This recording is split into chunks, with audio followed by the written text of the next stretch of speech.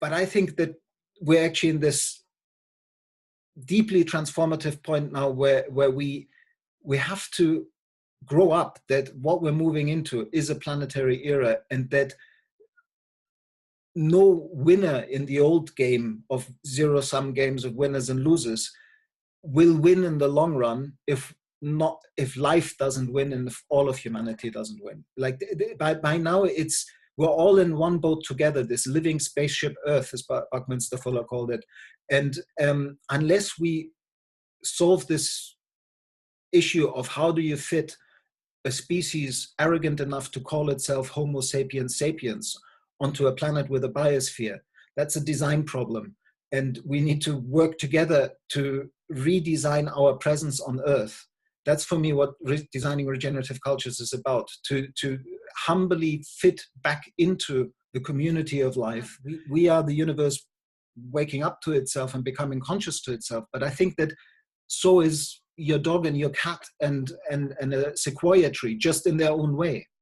We still haven't really understood how complex consciousness is, and that it is probably primary rather than secondary. Like so consciousness doesn't arise out of matter, but matter forms according to consciousness. So we're really, Jude is probably speaking to this in a much more eloquent way than I ever could, but we're beginning to realize that this new age phrase, we create our own reality, is possibly much more real than we ever dared to believe. That we are bringing forth a world based on the concepts and ideas and organizing principles and ideas that we hold about what is possible. So in conversation, we're bringing forth a new way of being, and the letting go of the old is part of that. Any rite of passage in any traditional wisdom culture has to come to that point where you face death. You face not knowing whether you're going to make it through the eye of the needle. And in being stewed in that moment, like being cooked by that situation, is actually what cracks the shell of understanding to give us a new opportunity to see things differently and do things differently. So I believe that we're undergoing a species level rite of passage that requires that we don't know whether we're going to make it.